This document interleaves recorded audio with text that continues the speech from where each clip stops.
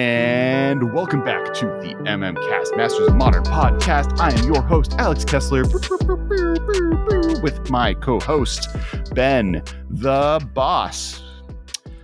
Now I get to kind of say it to make fun of him, Bateman. Yes. Look, I'll still live down the Boss until the day I die. It is something that has been important in my life, and I'll tell you, there's crossover with Movie Trivia Schmodown and the Magic stuff and all of it.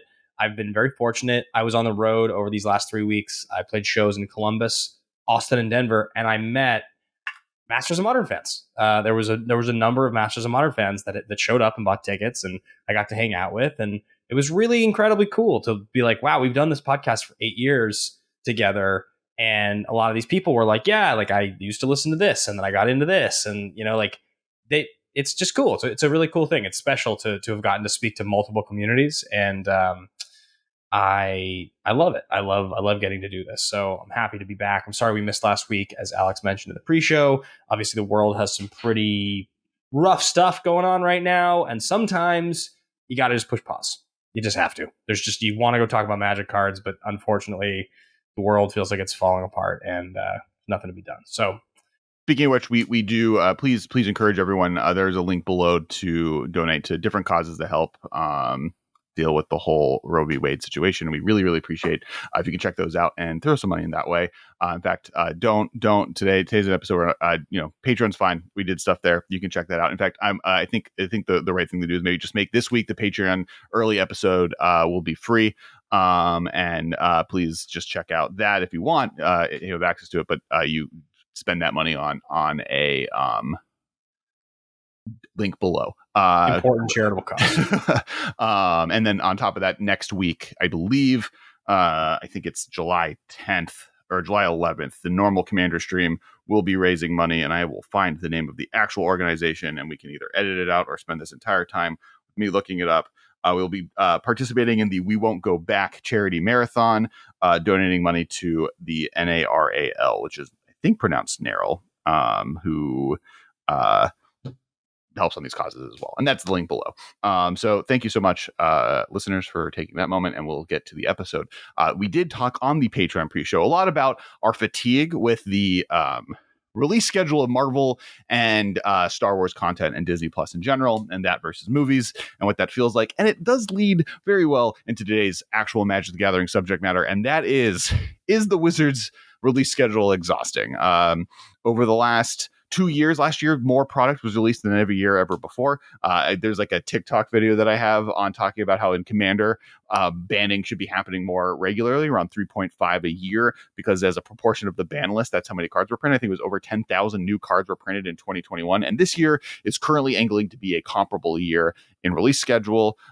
Just this last month, 2 sets released, Baldur's Gate as well as Double Masters. A lot of people feel like Baldur's Gate feels like an afterthought or a less successful product release, partially due to the fact that almost the day after the pre-release for Baldur's Gate and the Command Fest started happening, Double Master previews started happening. And on top of that, where Baldur's Gate did, because of the setting of the set, I think unintentionally, there was a significant lack of reprints. And then Double Masters starts previewing basically 2 weeks later. And Double Masters has some of the best reprint content of all time in a way that almost feels like Doc said Extortionist kind of could have fit in Baldur's Gate. He's a goblin. There's goblins in Dungeons and Dragons. He's extortionating people on the docks. There are docks in Baldur's Gate. Could have been in the set and would have made total sense. It kind of feels like Double Masters just like dunked on Baldur's Gate pretty hard, what you're getting at. Yeah, basically that. And I think I don't necessarily agree with that, but that's definitely the sentiment. And if you agree with that sentiment, please comment below. But that added to just product fatigue and so much content coming out and is Commander the focus, is Standard the focus, not even counting the fact that as soon as Baldur's Gate's preview stopped, as soon as Double Masters previews ended, immediately we went into historic alchemy previews for Arena, where wild cards with there's a 6-sided card that I refuse to read it. It's here. All 6 sides of it are in front of us on screen, and I'm not going to read any of them. And then get rid of them. They weren't even up long enough for you to read them. I'm not letting you read that card. there's definitely a conversation to be had regarding that. We're going to get into a little bit of the potential sentiment, which is like product fatigue, and talk about how this year compares to last year, and then really how that compares to Magic's history, like what it was like in the days of yore, and why this feels so different, why players feel so challenged by it, and then the bigger part of the episode, which will be the second half, we're going to get into some previews surrounding Double Masters, as Alex mentioned, one of the most incredible reprint sets of all time, like a really high price, but also high value in the packs. There's like a $1,400 card in this set. It's nuts. It's like there's like so much to. That's crazy. That's insane. You can open a pack of this, and you can open over $1,000 worth of paper, priced value or whatever. So we're gonna get into all of that. But a quick aside: we are brought to you guys by Channel Fireball. We're happy to be on the site. We're happy to be here to be hosted. We have an affiliate link. Alex, I saw you bought some cards with our affiliate link. I thought it was pretty cool. Yeah, it's like double dipping into the of today's a few of the cards, and then there's like a background that whenever your commander something happens, you mill 2 cards, or you like surveil. Sick. I'm excited. So we are very grateful to be here, and thank you so much to Channel for hosting us. And be sure to use that affiliate link if you guys do ever want to buy cards, any of the cards we talk about. That's it's a big part. We mentioned Patreon. There's a lot of features if you like want to check it out. If it's not like the old days of Channel Fireball where it was like, just a Star City Games competitor. They're much more comparable to a TCG player, so you can get really good deals. They have a bunch of different cards on their store, and definitely recommend it out. And if you're a seller, I also recommend trying to sell on Channel Fireball as well. It's a great location, and we're there. That's where you can find our podcast there, and on YouTube, and podcast apps, wherever podcast apps are sold. I think It's the Apple App Store or the Android App Store, not to exclude Android phone users. So what we usually like to do when we start the episode is there's this trivia game we play where Alex is going to ask me a trivia question, and I'm going to hem, and I'm going to ha. I'm going to ha, and then I'm going to hem, and I'm going to sit here trying to remember the name of a card he's asking about, or the answer. And if you know the answer to the question when he asks it, make sure you comment below. I'm going to give you a few seconds of head start. And if you don't know the answer, you get it wrong, you have to like and comment on the video. And that's how the game works. And I put Alex on the spot. I don't know if he's ready for his trivia question, or maybe he is. I don't know. I can do this. I have to grab them really quick. A big shout to our editor, Rick Scharnhorst, who was at my show in Austin, who I met. And it was awesome. I got to meet Rick and his lady. They came to the show, and they were such sweethearts, and they were really supportive, and I got to hang with them a bit after the show, and it was awesome. So obviously, thank you so much for editing and working on the show. And then it was great to meet you in person. So thanks for being there. All right. Here's a trivia question. Liliana, famous planeswalker in Magic the Gathering, made a deal for eternal life with 4 demons. All 4 demons have had printed cards. Famously, one of them is Grizzlebrand. Now, can you name the other 3 demons that Liliana made a contract with? No. These are all legendary demons. They all cost at least 6 mana, but or more. One of them is Grizzlebrand. They're all named? They are all named. I can even give you, I believe, one of them was printed in a core set. Another one was printed on Amonkhet. A third one was printed on Innistrad. And I believe the last of them, I need to look up where they were printed. No idea. I can't. If you literally had asked, can you name one of them, and I had said Grizzlebrand, I would have been proud of myself. Dominaria. The 4th was on Dominaria. All demons? They're like legendary demons? Mm-hmm. I'll like, if you can name 2, I'd give it to you. I can't name one of them. I can't name one of them. All right. Do you want me? Are you ready? Are we at chat? I guess we should delay a little bit because they need to be able to type all of these words down. This was a dirty question. This was like, I bet we have a ton of comments where people get it right. Maybe. It's stupid. Always like one of the things that like we've had episodes where you're like, no one cares about story. No one knows any of this. This is unknowable knowledge. Everyone's like, it's like when we did our trivia show in Vegas, there was a lot of questions like, no, people know know what that is. And you're like, no one, that's not a real thing. And I'm like, I think All right. it is. I'll tell you what I'm gonna do. Okay. I'm just because I've already acknowledged that I don't know the answer. Sure.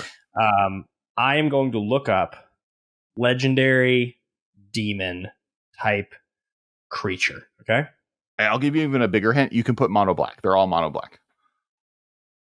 Color black only. All right.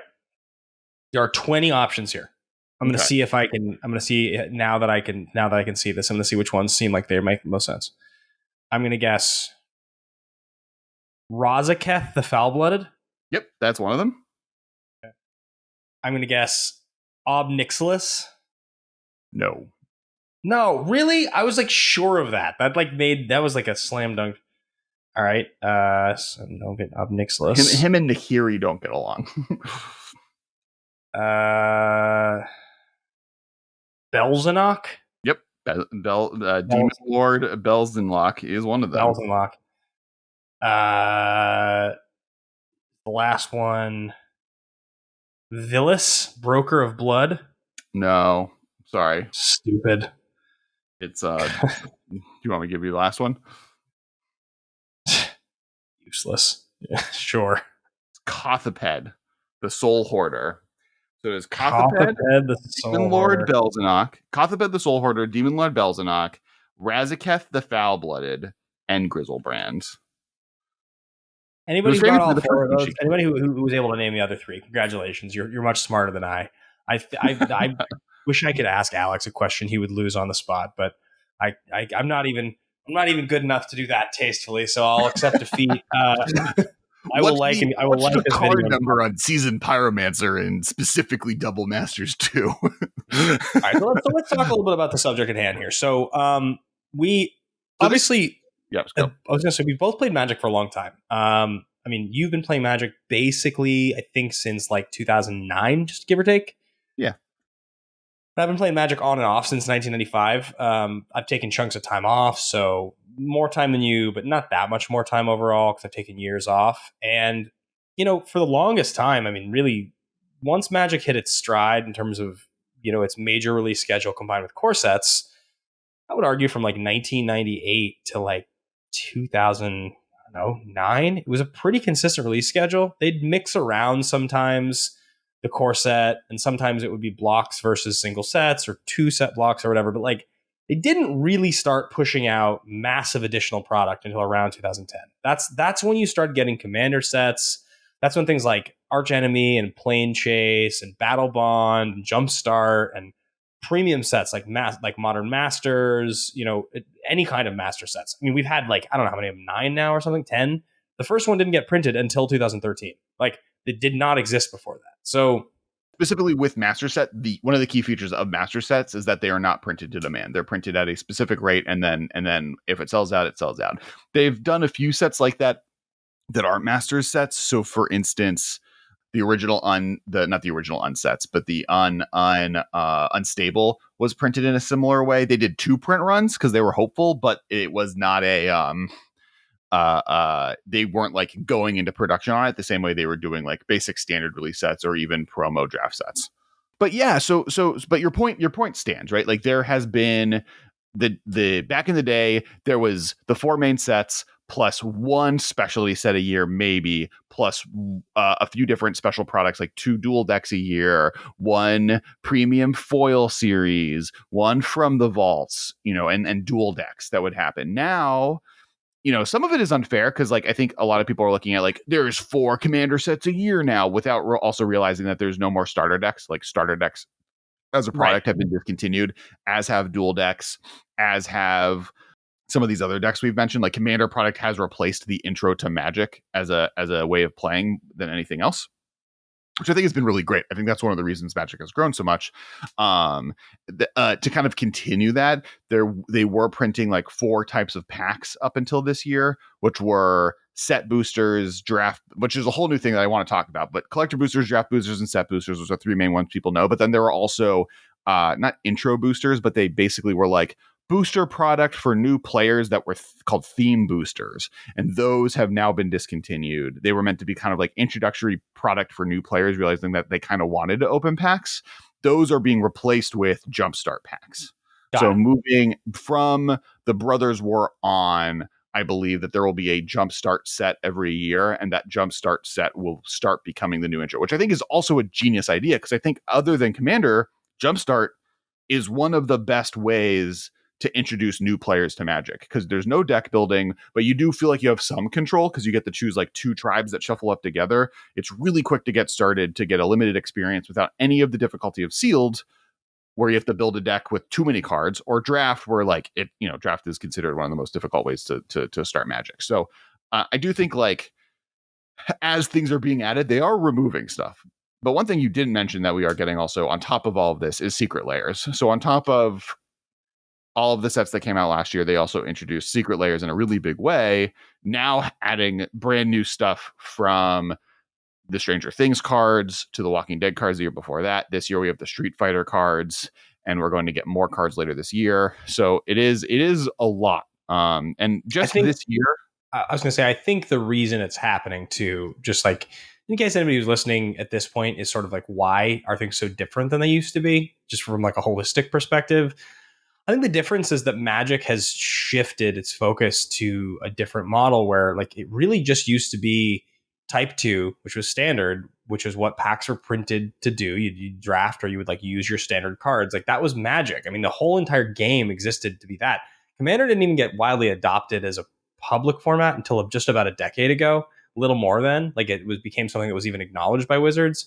We're now at a point where Modern is a massive format. Legacy is a massive format. Commander is the biggest format. Limited is something that is as popular as Standard. Standard's not even really something people want to do. And then the collectible aspect, because of Commander being as popular as it is as significant as anything else. They have to figure out ways to cater product to all of those things. Plus, they continue to have to make product to encourage new players to know how to get into playing Magic. But getting into playing Magic, it's not as simple as it used to be. Buy packs, play Standard, or draft. That was the model. You could just encourage people to do that. Now, if you get people into Magic to start playing, there's a plethora of different avenues. Plus, there's the digital aspect. I mean, there's so many places they have to focus on development now. But I do think getting into Magic is easier than it's ever been before. Right before, you were like, oh, there's only these 4 entryways of getting into Magic, and they're all tournament play, and I have to be good. Now you can start with a Commander deck. A Precon Commander deck off the deck lets you play Magic immediately. You can start with 2 Jumpstart packs or 4 Jumpstart packs. You and a friend play, and now that's a whole automatically getting out to play experience for relatively low cost. You can start on Arena, which is free to play, and when you're first starting out, there's no reason to spend money on it. You can start with, or you can start in any of the original avenues, right? You could still start playing Standard. You could still start going to a draft or a sealed at a pre-release, etc. And I think that's one of the reasons that Magic has grown so massively over the last 4 years in a player base, is because Wizards stopped focusing just on Standard players and started creating product for a bunch of different markets, which is what we're seeing, right? Like if you're a Standard player or even a Modern player, you don't have to care about Baldur's Gate. You really don't have to care about Double Masters. That's, I think, my one big disagreement with the kind of the release schedule complaints over the last month, is both of these sets have different demographics technically. And secondarily, neither of them are necessary at all. Yeah. You don't have to, you could play most of the major formats of Magic without ever looking at a card from Double Masters 2 or Baldur's Gate. Now, if you play Commander, those cards will show up in games at some point, but you don't need them. Commander does not require you to play with a single card. So there's no requirement to own cards from either of those sets. They're not, maybe if you're a Legacy player. I'm sorry, Legacy and Vintage players, and the soon to be extremely popular West Coast Highlander / Cowboy Highlander, Hollywood Highlander. Cowboy Singleton. No, I don't like Cowboy. You're the only person that likes Cowboy. I don't know. We've gotten positive counters on Cowboy.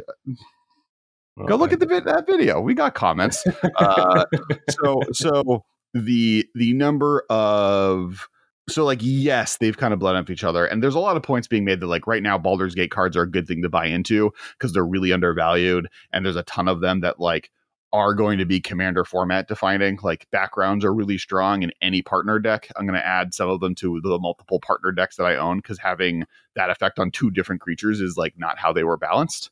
There's like Displacer Kitten, and there's the new weird eel, but whatever. So we don't need to do a review on that on the Modern podcast. But my point is, if you're a Modern player, none of these cards matter.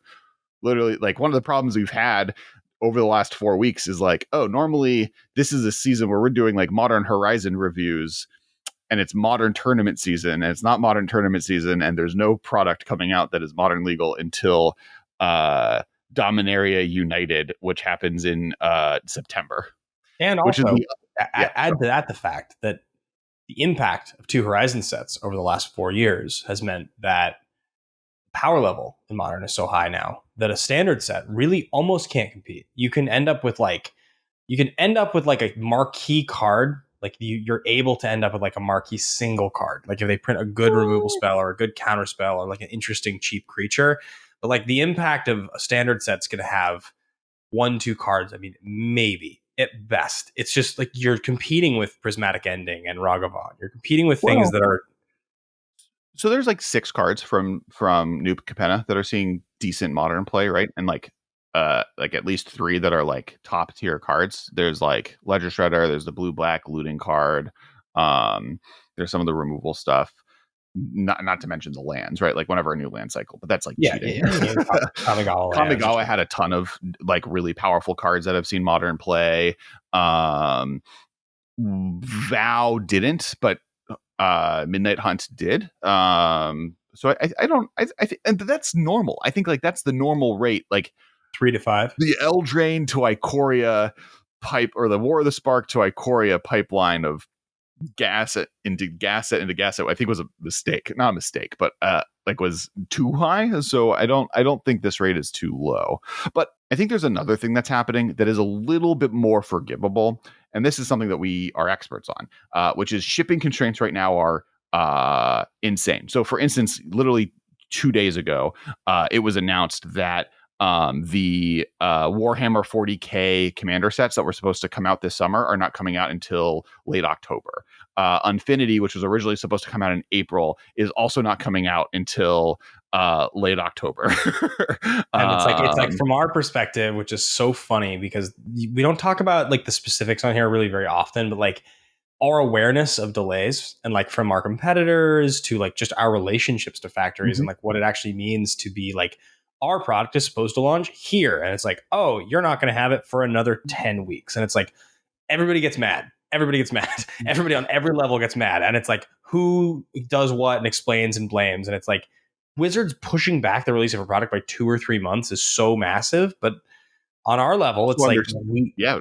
So I kind of want to get into that. So for people who don't understand, COVID caused a few things to happen, which we're all dealing with. One of them, though, is extreme amounts of shipping constraints. One of that was because already before COVID, this was already a strained part of the economy. There was already a trucker shortage. The labor available at the ports was already suffering. And due to COVID and people not spending their money on vacations or trips or whatever, and also the influx of cash from the U.S. government and in every country more than the U.S. by such large margins, the amount of product that people bought was record breaking, like unfathomably large amounts of product.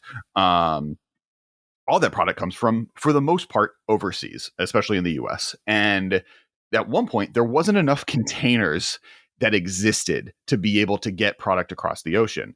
And so that's the first shipping constraint that happened. And then this all dominoes. So at first, like, people couldn't get containers. Often once product gets to the port, one of the ways that they streamline that process is literally that container gets taken unopened from the port and put onto a train. And then that train ships it, or a truck, if it's more expensive, ships it somewhere else in the country. And then that's when they unpack the container and move the product out of it. Containers are big metal boxes they put on big ships.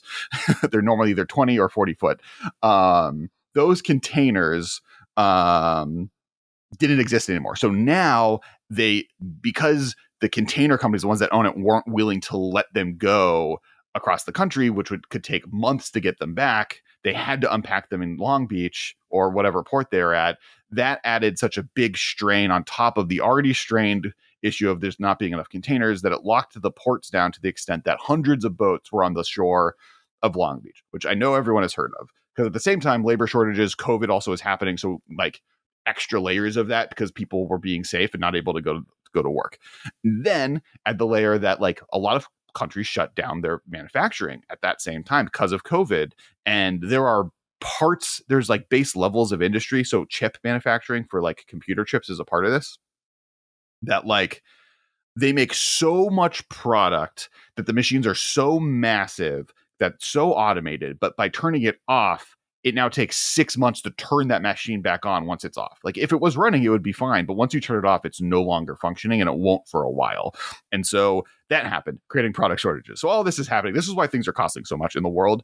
But and well, also one more thing, just because you didn't mention this, 20-foot and 40-foot containers that you are having to get your stuff on, you have to book those containers. It's your job to book them and rent them essentially to get your product into them. Now, normally, let's say the cost is $1 to rent a container of 40 feet to get all of your product in to get it across the water. Now, all of a sudden, they're like, well, we know you need it, so we're going to cost you $6 to rent this container. It went from average between $2,000 to $5,000 a container to the average of $25,000 to $30,000 a container. So now you're in a situation where you're like, well, I've quoted this price on my product to the customer and to the stores. This is, let's say it's Wizards, like to get it here at the time I thought, but now they want 6 times as much. Well, I can't adjust my product. I can't adjust my retail. I can't adjust the cost. So my options are to either bite the bullet and lose the money, or delay 2 months, 3 months until I can get it for a more reasonable price. And the person who's going to foot that is the customer who gets their product 3 to 5 months late. Well, and it's not even that. So if you had product that was on a ship in Long Beach that landed in November of 2019, or not 2019, 2020 or 2021, especially in 2020, it did not clear Long Beach for 3 months. So if you were relying on product, now Wizards of the Coast for its standard release sets, for the most part, anything that comes in a booster pack, a portion of that is made domestically, which is one of the reasons that this hasn't hit every single product launch they're doing, but a lot of their non-domestic manufactured products are the ones getting hit, like the Warhammer product and like Infinity. So that's what's causing these delays. And that creates this weird moment where like, we're leaving Double Masters, which is going to be a relatively under-purchased set, right? Like Double Masters, not under-purchased. There's not going to be a lot of it because it's a limited release set. And we're going to go into 2 months, July and August, where there's not going to be another product release other than Baldur's Gate and Double Masters until September 9th. So this is going to be the weirdest gap of product releases, because Infinity was supposed to come out next month. And Warhammer was also supposed to come out next month. But because they're moved to October, we're now going to go into this, like, everyone's complaining right now. And it's one of the things that's unfathomable to me. Like, the only thing I can think of, Ben, is that retailers kind of pushed for it. Why is Double Masters not delayed a month? It's true. I mean, they could have just done that, right? They had nothing in July. There's no product coming out for the next 8 weeks. Really 12 weeks, or really 10 weeks from Baldur's Gate. Why not delay it 4 weeks so that you, like, especially with Command Fest happening right now, and every Command Fest is supposed to be like a Baldur's Gate limited event, technically. Like, these are all the reason they announced 18 Command Fests that all started coming out the week that Baldur's Gate became an opening product was because they were Command Fests. They were Baldur's Gate limited GPs, right? That's what we were looking at. They like realized we have a lot of this product. They maybe knew it was a little underpowered, or they maybe were a little worried about the excitement, or were interested in making live events that Commander and Dungeons and Dragons players could both go to. Though the fact that there's no Dungeons and Dragons content at these things is like unfathomable to me. But that's so like crazy. That's insane.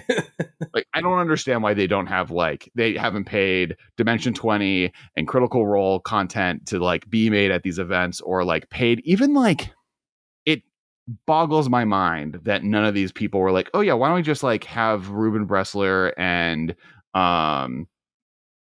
like other people that are known for making D&D content. It's a friggin' D&D set. Joe has a D&D set show.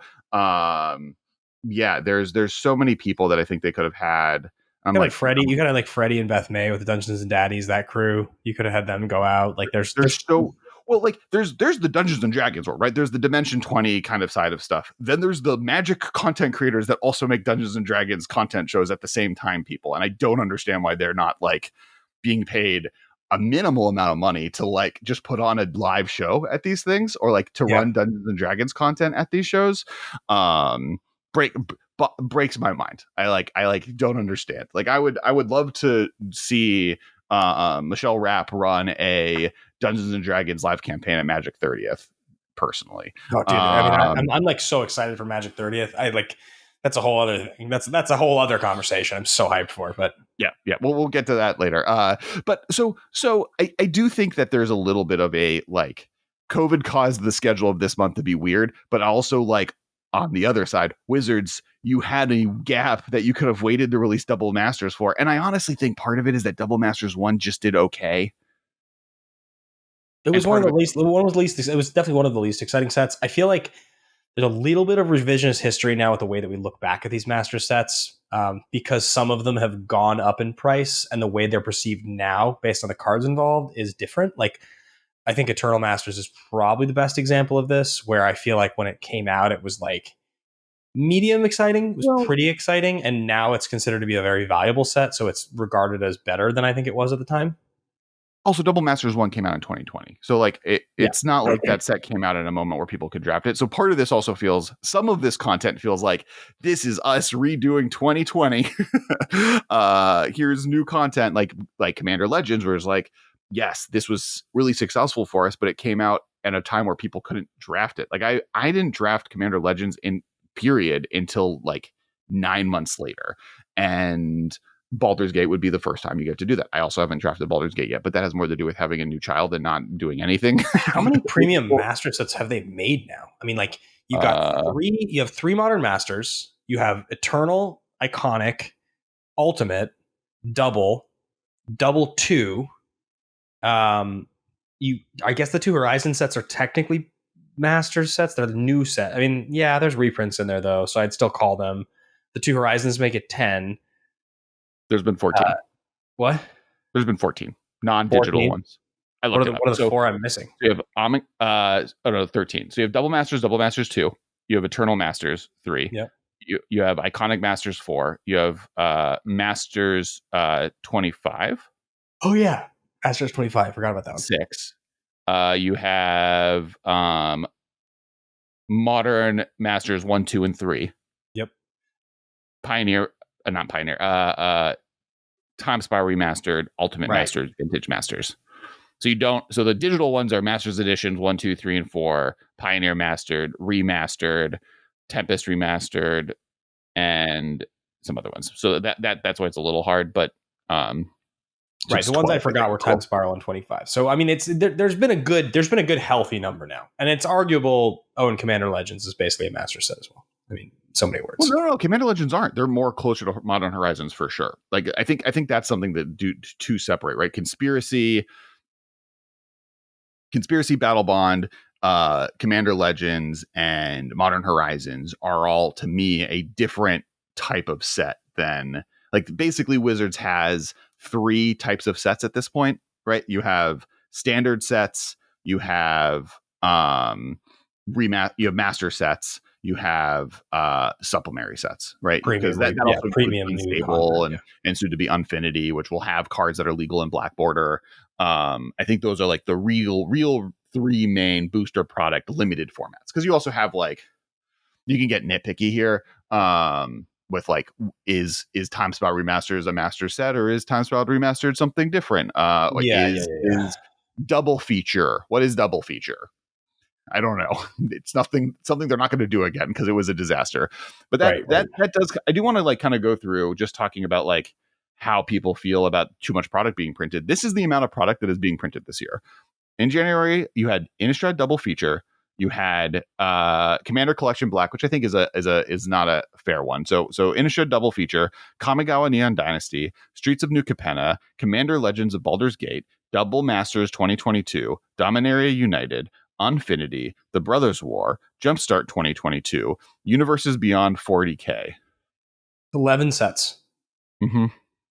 And that doesn't include the fact that each of those sets has a commander set attached to it, has a set of commander decks attached to it, at least 2, often 4, sometimes 5. Many of them, that doesn't include any of the secret layers. It doesn't include Street Fighter. It doesn't include Fortnite. It doesn't include the fact that literally right before this, we had 2 standard sets with Vow and Midnight Hunt. It doesn't include the fact that we also had the Arcane secret layer that came out just before that. Not to mean all the other, there's like secret layers all the time.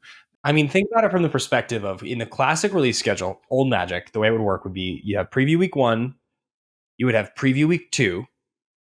At the end of preview week 2, they'd release the full spoiler on the Monday following, and the pre-release would be on week 3. And then the full set would come out the following week on week 4. So you'd have from preview week 1 to release, you'd have roughly 4 weeks. It'd be about a month. And what that means is that with 11 sets in 12 months, and I know they're not coming out this way, they don't all have pre-releases. You're basically dealing with 4.5 weeks release time on a set. About a little less than even 4 weeks and 4 days release time on a set before the next one starts this preview season. Like set comes out, and then a couple days after the set comes out, you start preview season on the next set. That's basically what the model right now is. In terms of average release, it's not even like we cover Magic sets weekly. We talk about them every week. We look at every preview. We're hyper aware of the cards. And if you were to ask me, like, what's your trivia knowledge awareness of Magic sets and Magic cards 2 years ago versus like the history of Magic up until 2020 versus including 2020, I feel like my accuracy would be 90% lower if you include the last 2 years. It's so much stuff. There are so many cards, so many products. I don't even feel like I know what most of them do. Like when I look at databases to try to build decks, I come across stuff now that I just never even heard of. I do think last year is an anomaly. And when I say this, I mean, there's no core set this year.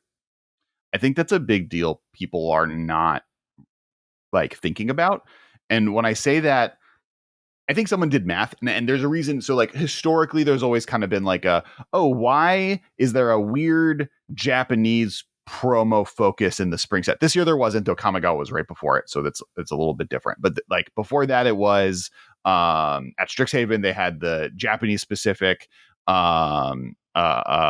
spell, bonus cards that America had different ones than, and Japanese cards had different art. The year before that, or whatever it was called. I'm forgetting what Mystical Archive. The Mystical Archive. The year before that, you had the War of the Spark Japanese Planeswalkers. The year before that, you had Godzilla promos in Ikoria. The year before that, you had the Japanese Planeswalkers. And then what was kind of discovered was, in Japan, schools go back to school in the spring.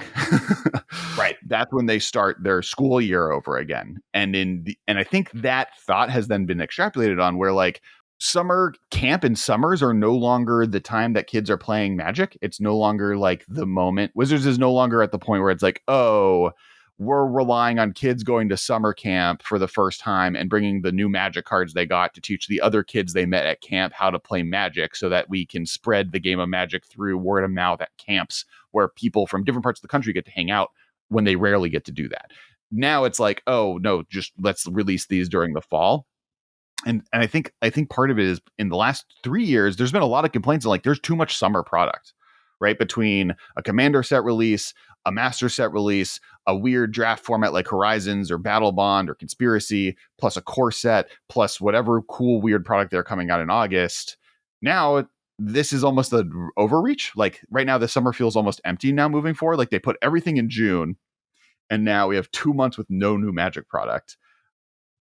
And then now there's two sets per fall, right? We now have both Dominaria. Everything's delayed. Yeah.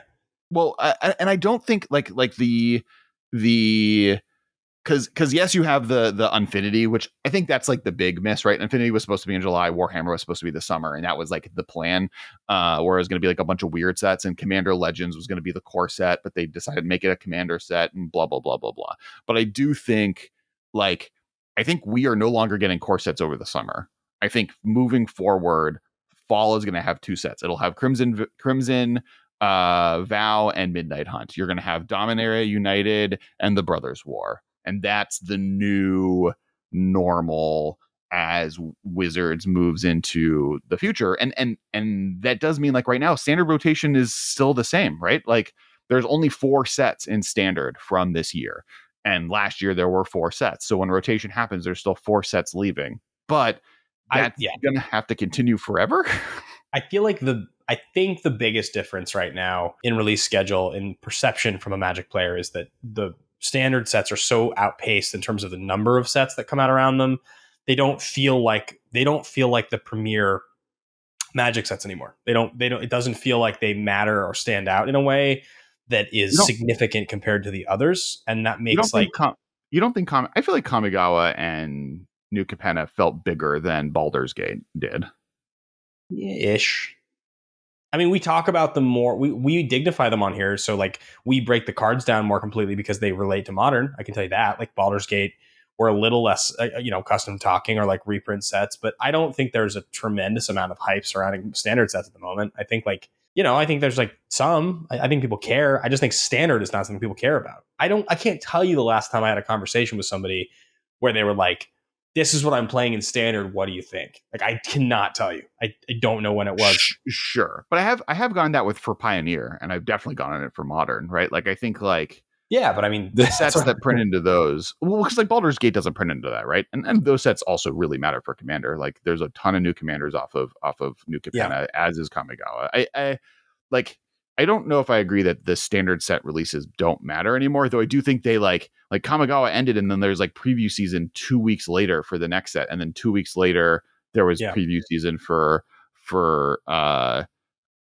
New Capenna, and then in between those, like on the off weeks, there's a secret layer announcement. So it's like really hard to not just always have Magic content being previewed, which is I do think is part of that exhaustion.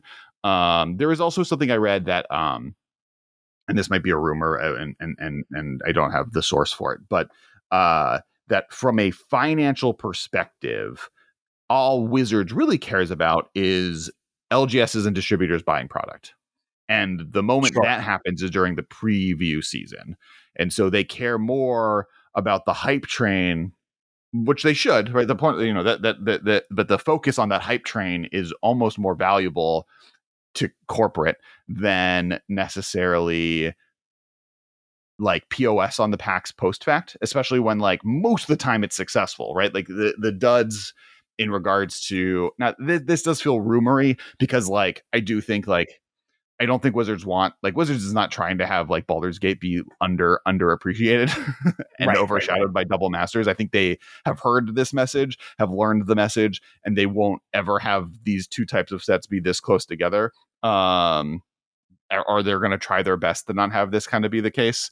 Now with shipping constraints being a big caveat to that, because I do think that's going to happen. But I think they realized they get to tell bigger stories if they release 2 sets in the fall. If they just released their 2 standard products that previously were the summer and the fall and felt more disjointed, now they get to do, Midnight and Crimson Vow were kind of a mini block, and Dominaria United, and then a flashback to Brothers War and Dominaria is going to be a mini block. And then my guess is we go to 2 new sets the following year. We go do probably a new plane for one of them and maybe a revisit for the other one. And then we have a summer where there's like a cool product. We get Conspiracy 3 or I don't know. We know what we're getting. Sorry. We know it's Lord of the Rings. We're going to have next summer is going to be the summer of Lord of the Rings Horizons. It's going to be a modern base set. There's going to be some modern tournaments and Command Fest tournaments that happen at the same time to support the Lord of the Rings thing. Wizards hopefully this time will learn their lesson and will fly the actors from the movie Lord of the Rings to these.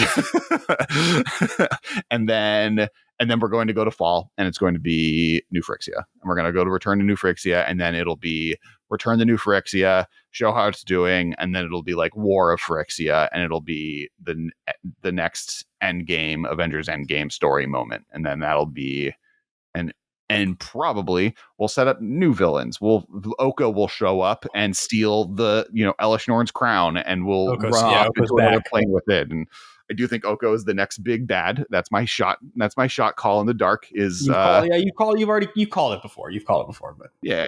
Well, got to keep saying it so that when it happens, people are like, oh yeah, Alex said it. Oko is the next villain. You don't take a card like that, who is the most broken thing ever, and not run with it. So. Yeah, and it's hard. I think like content creators also get burnt out, and this is something that like I do think it's important as a content creator to find niches in content. I think if you're going to find success on the internet, you have to do that. Find your niche. Otherwise, you're going to like just be competing with a bunch of like, don't start a Star Wars podcast. But I bet if you started a like pod racing specialist podcast that only reviews pod racing content that exists, you would do better than if you did a general two guys talking about Star Wars. And which is, I don't know, a Star Wars sports podcast that plays like Star Wars sports and then goes over things is actually like a genius idea. And if anyone runs it, I want my royalties.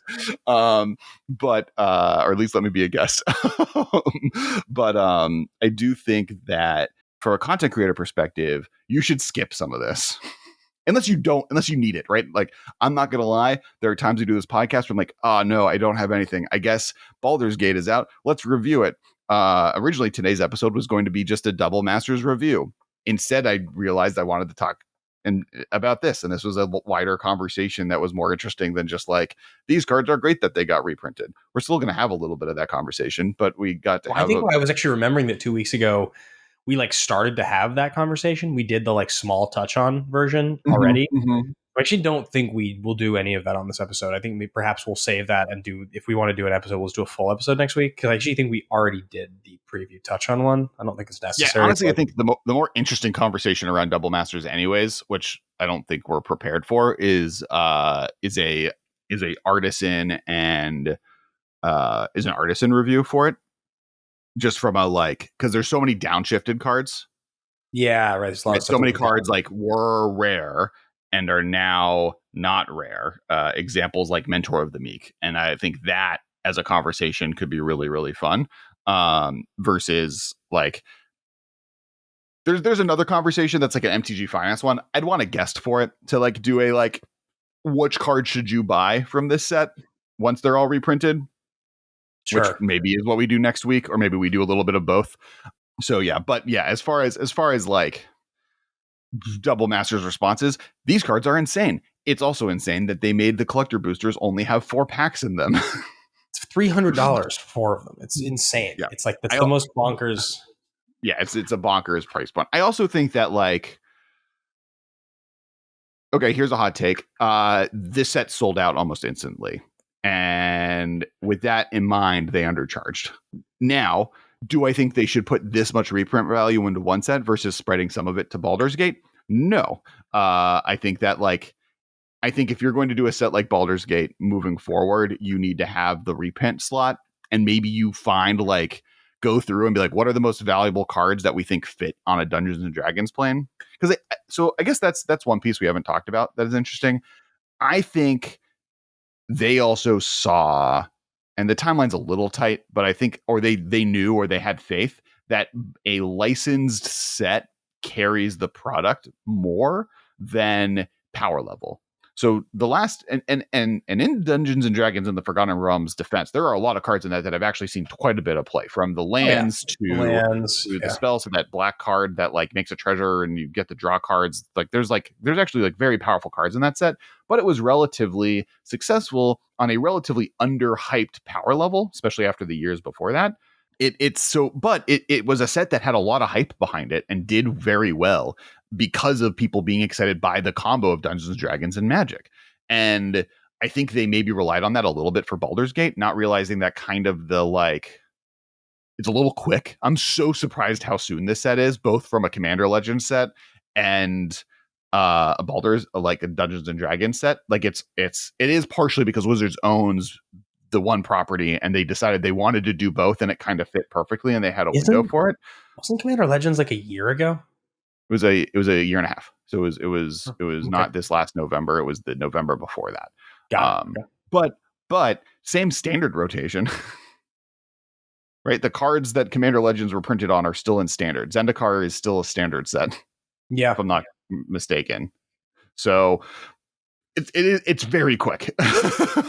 And for Commander Legends reprint, and that's okay. So other hot takes that I've seen. So people are like, they shouldn't have called this a Commander set, right? This is a Dungeons and Dragons set. By labeling it a Commander Legends set, so you're expecting Commander Legends product. But like,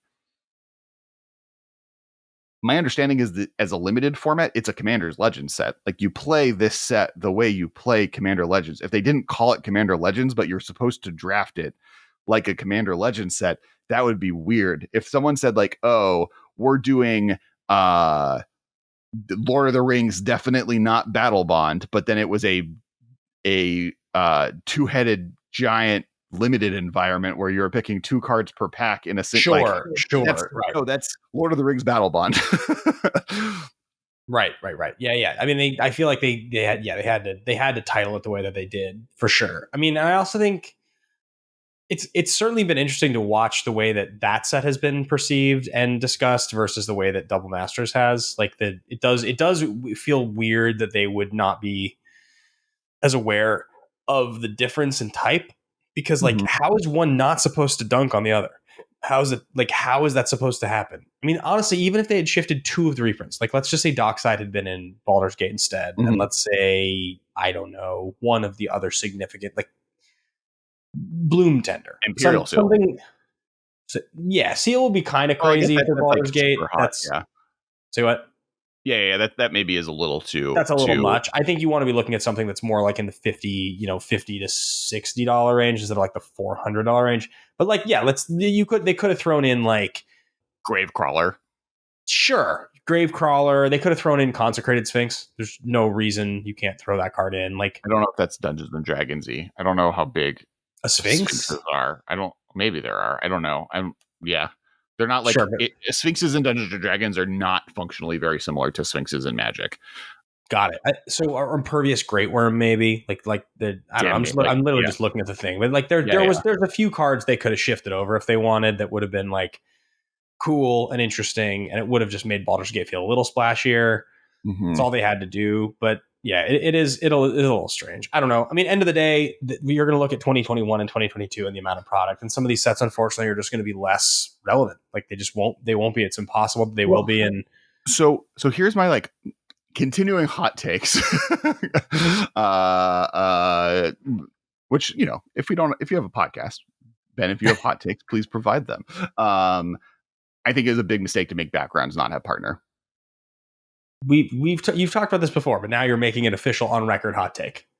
Well, I said it before. Like my previous statement was I don't like the like solitary. I think like one of the things that Commander Legends did to partner was they opened it up so wide that it didn't have the companion problem where there's 4, they're the only playable ones, and so every time you see companion, it's the exact same 4. Now, when you see partner, there's like 700 different options. They're all viable. Yes, the 2 color ones are still pretty good, but they like. It's not just Tinma and Thrasios decks, right? You now have a lot of 3-color decks or whatever, and they're all great. So when you make isolated ones like Friends Forever, like that limits the decks around them. That makes it more limited. Like Forever, if I see a Friends Forever card, it's going to be with another Friends Forever card, which makes those less exciting to me. I think the more you print, the less of a problem this is, but that's there. With background, it's a different. So that's my starting issue. And that's what I said before. Here's my extra layer to it. One of the reasons Commander Legends is so hype is because of the fact that so many of the uncommons and commons are backwards compatible with the partner mechanic. And so the amount of decks that came off of that are super fun and viable, but then your brain could also wrap your head around is so cool. With background, like a large quantity of decks are possible, but my like brain can't wrap my head around it. They all seem significantly less powerful, and like I understand why it would be overpowered to have backgrounds with partner, but I almost want to say like imagine how much more hyped people would be if they could do like one of the backgrounds with one of the partners they love already. Right. If you had like one of these effects just had said partner, and you could have been like, okay, now my favorite partner commander, I'll swap out the secondary color for this background. That's like a cool thing. That's a different effect. That like, just I agree with you. I think I think it's a missed opportunity. And that's something to say. I think like backgrounds are super powerful, and I think like over time, a lot of these background combos are going to see a lot of play. But I think they're like playing with one is a little bit powered down from a like commander perspective, because the way they designed them was this isn't a partner card, this is a modification to the commander that I have, and I think it would be cool to let that be applicable to other commanders with partner. And I think that people would be more backwardsly compatibly hyped with this set if you could play with them. Now, it could break commander, like that's what people are worried about, right? And they'd have to balance them to make them worse. But I think like part of the reason people aren't excited is because they feel like there's nothing super powerful. And that's, you know, that's my take. I said at the beginning, that's been for a while, is like, I would rather Wizards print cards that Commander needs to ban 3 cards a year. Because that means they've printed exciting cards and some of them miss the mark a little bit, than if Commander never has to ban cards. As much as it hurts the CAG and it hurts the RC to have to like get yelled at by nerds wanting to not unban things. Like I think that the like excitement of the format is better when new cards are being printed regularly that are exciting than every card is just a boring card or like something we've seen I before. mean, yeah, for sure. We've had that conversation with formats outside of Commander for years. Like the boring sets that Magic when it gets under power are really boring. They're forgotten quickly, and you want to push stuff and have stuff be on the edge of too powerful more than you want to be conservative and have stuff be boring. That's always the story. I don't know where it is, but I don't know if I recommend this. We have our Ixalan set. Like when it got announced, there's a podcast episode where I am so extraordinarily hyped for that set. The concept of dinosaurs versus pirates was the dopest thing you could have come up with to me. And I don't care about that set at all. Now, it's like it's one of the worst. It's one of the worst sets wise, like the blue double-sided card. The legendary dragons are cool. I don't have but they're like not dragons. Legendary dinosaurs are cool, but they're like very dinosaur-y tribal. And if you're not like doing a dinosaur deck, they're boring. All the pirate tribal was like super weak. It was like just not exciting. It was like like honestly, the coolest thing that Ixalan did for Magic was just open up pirates and dinosaurs as a mechanic that they do in other places. Then in other places, it's been cooler. Yeah. So yeah. Sure. So I guess Ben, do you feel exhausted by the Magic release schedule? That's really the most important, not the most important question. I also want to know if our listeners feel exhausted. Please comment below. But Ben, what do you think? I do think it is. Yeah, I do find it to be exhausting. I do think like the old days of 4 sets a year in the pre-premium era was maybe looking back a little like I'm a little underserved if I go back to that now for sure. I don't think 3 standard sets and then 1 core set is good enough, but I don't know that like as opposed to 11, I don't know that 6 is too few.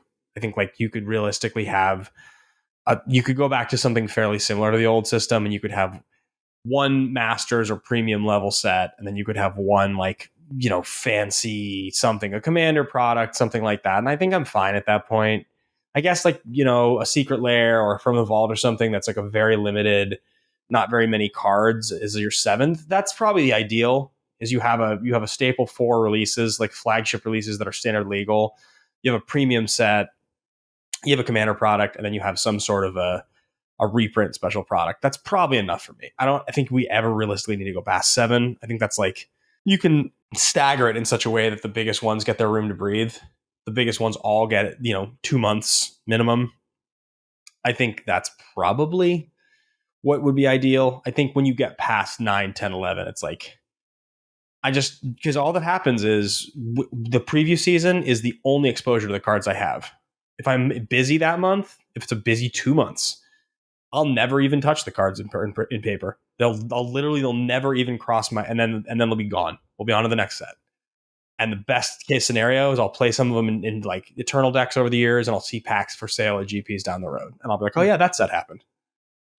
Yeah, I think where I'm at is like, I like that they moved the core set and made it like event sets for the fall. I think like we were talking, I think in episodes before, how we missed blocks, and that gives us a little bit of a block a year, which I think was a great move. I think I want like 3 supplementary sets, but I think like one of them should be a master set and a reprint set, and it should be far away from one of the other ones. One of them should be a like return to one of the fun sets they've done in the past, and one of them should be a new fun set, right? Like, which is kind of what we got this year. We got like a Commander Legends and an Unfinity and a Double Masters, but they should be spread out from each other a little bit more. I think that Jumpstart being the new core set where it is like the new intro product for players is good.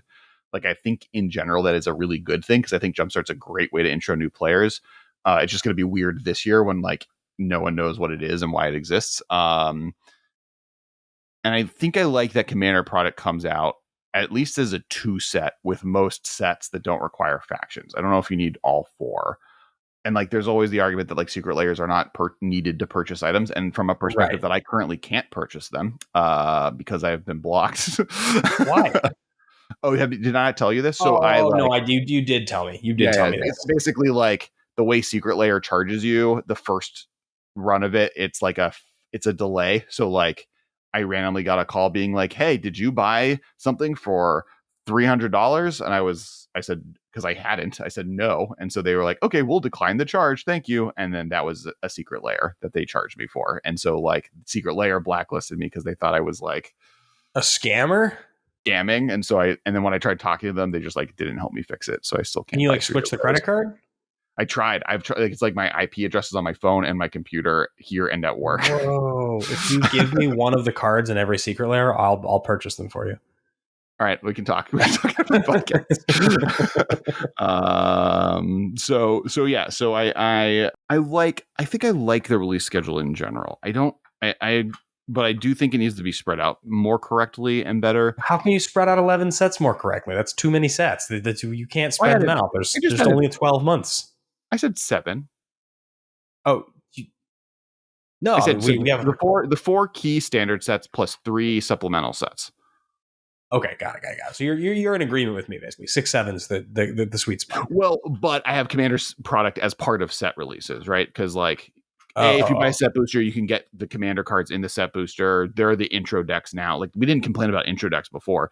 They're just cooler and better cards than intro decks. Sure. That's the one difference between what you said and I said. Is I think like the Commander set release schedule and Jumpstart are now both. They're not new sets. They're part of set releases. Jumpstart, Dominaria will just be the way that new players get to play Magic when Dominaria comes out, and or the new core set for the year, whatever. However, it's being scheduled. Is it one a year or one every set? I don't know. But I do get the fatigue, and I do think that there's a level of like people, and we've had this conversation a lot too, right? Where it's like, is every product for me? No. Do I have to buy every product? No. But the problem to that is that Wizards keeps making cool stuff. Yeah. That's right? I think the bigger issue is like, if it's like it's that same idea that we had when we were talking in the pre-show. And I guess this is my sort of last point because we've been going for a while and I'm getting a little tired. But like, I think my sort of final point here is, it's not that I don't love. I mean, Disney Plus, the best example. Magic is my mainstay. I have been playing Magic since I was 7 years old. Right? I've been playing Magic for the majority, 75% of my life. Like more than that, 80% of my life. Like Magic is my whole history. So I love it. I am a super fan to the nines. And if you give me a good product or something to be excited about, I'm going to be hard pressed to not get hyped about it, want to talk about it, want to play with it, want to buy it. I feel very similarly to the MCU, Star Wars, and Pixar. They're all things that I love dearly. I grew up with them. They all mean a lot to me. But at a certain point, if you invest and you invest and you invest your time and you start to get kind of diminishing returns, like you're just not getting quite out of it what you used to, but it just keeps coming and they keep ramping up how much they're giving you. And what you're getting is still pretty cool, but it's a little less each time. Eventually, you just get a little bit less excited about the whole thing in general. It doesn't matter if there's a good thing and a medium thing and a bad thing. The whole thing just starts to just stops shining as much. Like there is such thing as fatigue. Like there is such thing as just unfortunately being oversaturated. It happens in every medium. It doesn't matter if somebody's your favorite actor. They release 6 movies in a year. By the end of that year, you're probably just not going to be as excited about them as you were. They're not going to seem as exciting and special. There's a reason DiCaprio does a movie a year, right? Like there's not even now. He does less. There's a reason the biggest movie stars, the biggest directors, they do a very, very, very limited amount of content because they have to have time to hype it. You have to, that conversation, the zeitgeist has to exist. Part of the success of any intellectual property whatsoever is the hype. The hype has to be built organically. And if the hype starts to die a little bit, it's pretty hard to recover. It's hard to course correct. And it almost is always in favor of profit. I don't think the Wizards is trying to screw us. I don't think they're trying to like take our money dishonestly.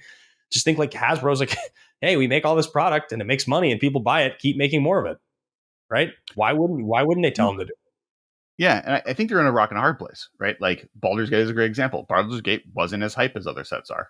And it's being panned now. Like to like almost like not in defense of Wizards, but like in against other creators. Love all of you. Like you can't be. It's like it's hard to be mad at like not everything is for me, but when something isn't for me, I complain about it. is like a bad move. Totally. Baldur's Gate wasn't powerful enough, or if you're not a Commander player, there's nothing really for me to pay attention to because there's no hot reprints in it or whatever. Good. Now you don't have to make content about it. But then people are like, wait, but this set's not for me. Why is it doing so badly? Why is it only $70 a box for a set that was supposed to be more premium? And it's like, because it wasn't for everyone. Yeah, I don't know. I think that there's a way to balance this release schedule. I think if they go any more than this, it just will collapse. And I'm a little worried about the Magic Beyond sets and how they're going to fit in the schedule of things. And I'm a little worried about the just like the world at large and how it's affecting it, right? Like shipping logistics is already affected this year.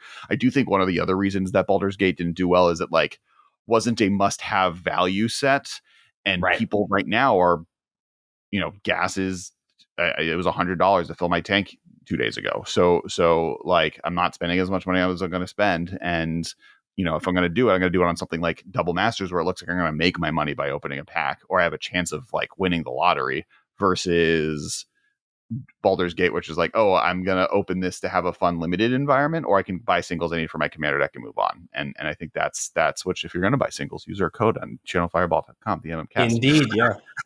I